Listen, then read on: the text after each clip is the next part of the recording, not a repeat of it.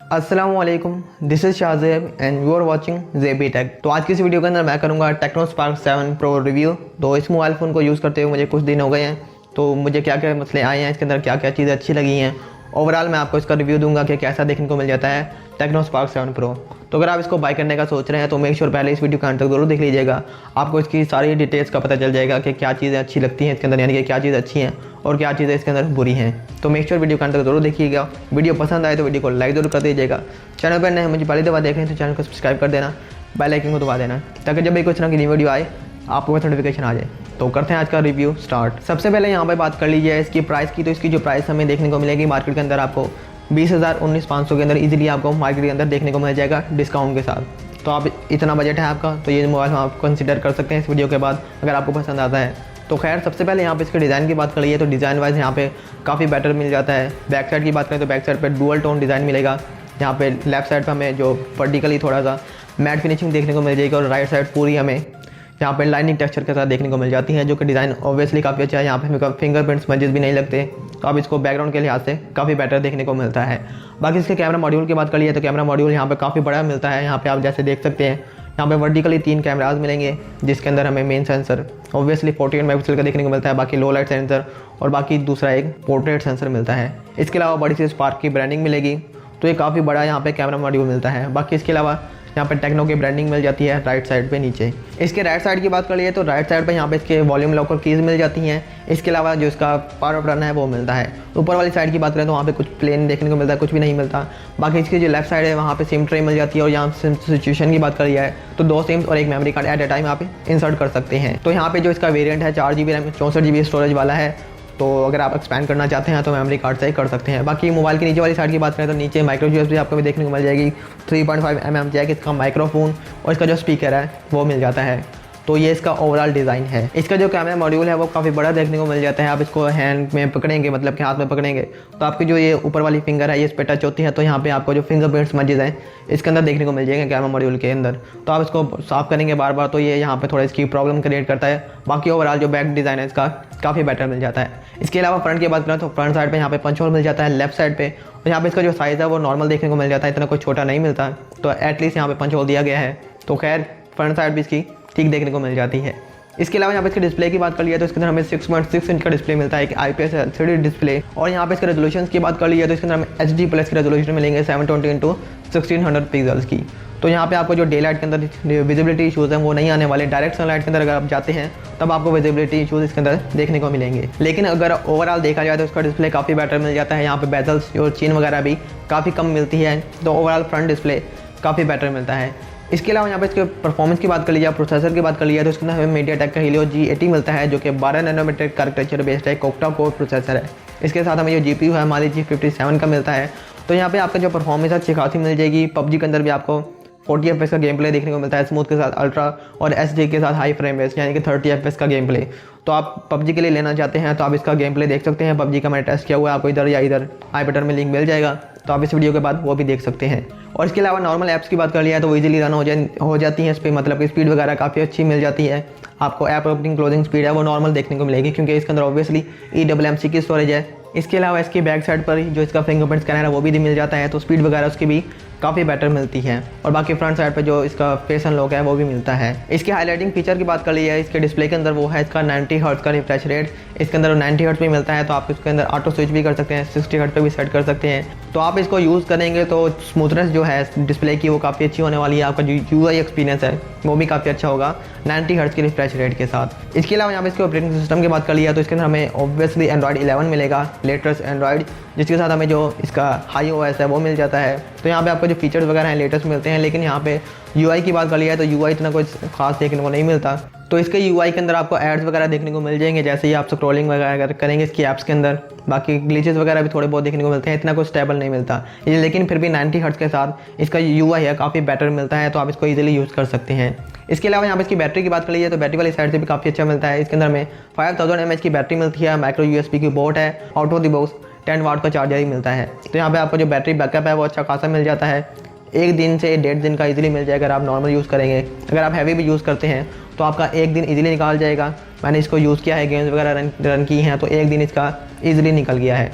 तो अगर आप नॉर्मल यूज़र हैं तो आपके लिए ये बिल्कुल भी आपको परेशानी नहीं क्रिएट करेगा। आप इसको ईजिली 1.5 से 2 दिन तक यूज़ कर सकेंगे। बाकी बैटरी चार्जिंग की बात कर लिया, इसका जो चार्जर है 10 वाट का ही है, तो काफ़ी टाइम लगा देता है चार्जिंग करने में।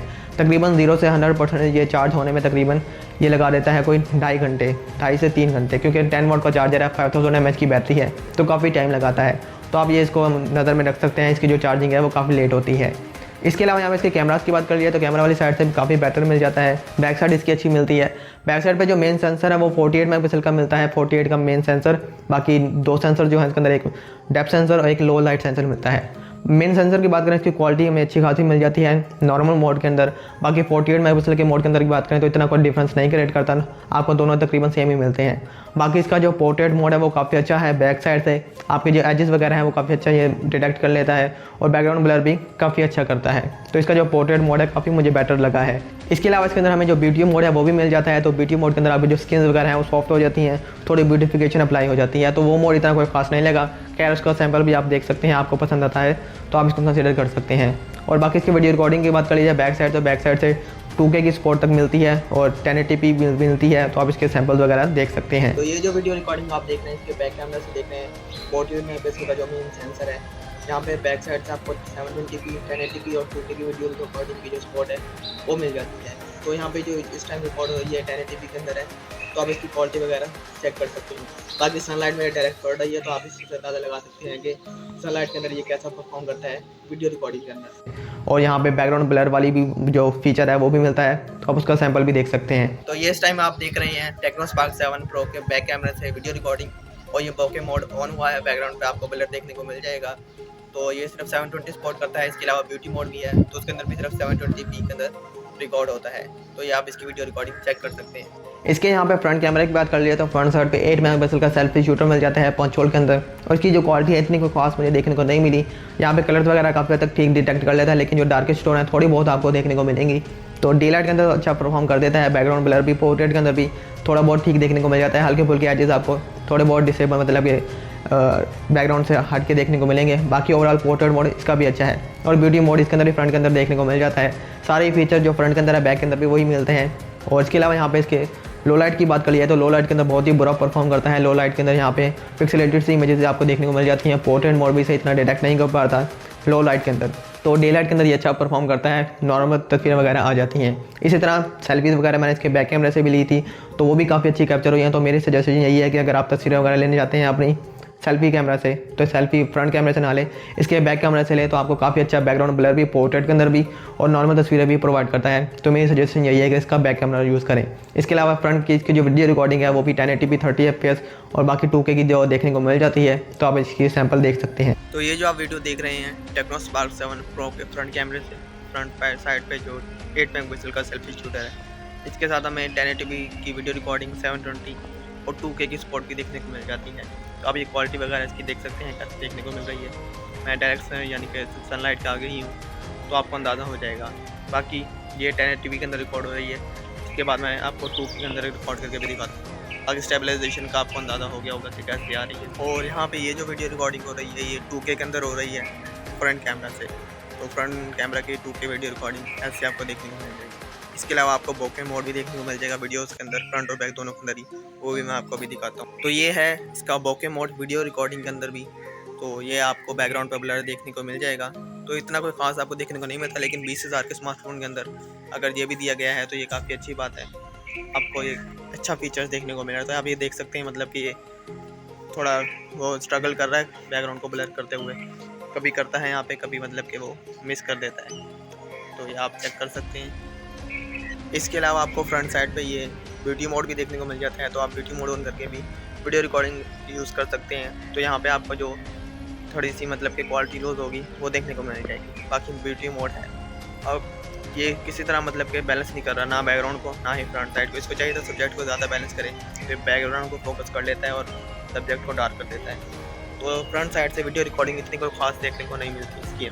इसके अलावा यहाँ पे इसके वेट और थिकनेस की बात कर लिया तो इतना कोई हैवी फील नहीं होता, नॉर्मल वेट है इसका, और जो थिकनेस है वो भी इतनी ज़्यादा नहीं है। काफ़ी हद तक हमें जो स्लिम फील होता है, तो हैंड फील वगैरह इसकी काफ़ी अच्छी मिल जाती है।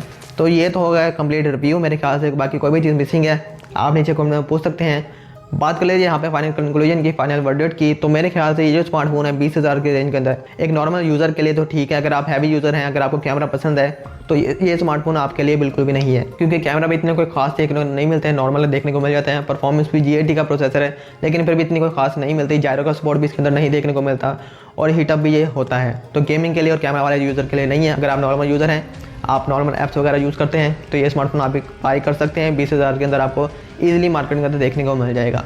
बाकी आपके क्या ओपिनियन है इस स्मार्टफोन के बारे में, नीचे कमेंट में जरूर बताइएगा। तो बस ये थी आज की वीडियो अगर पसंद आई है तो वीडियो को लाइक जरूर कर दीजिएगा। चैनल पर नए मुझे पहले दफ़ा देख रहे हैं तो चैनल को सब्सक्राइब कर देना, बेल आइकन को दबा देना, ताकि जब भी कोई इस तरह की न्यू वीडियो आए आपको नोटिफिकेशन आ जाए। तो मैं मिलता हूँ आपसे किसी नई वीडियो में, तब तक के लिए अल्लाह हाफिज़।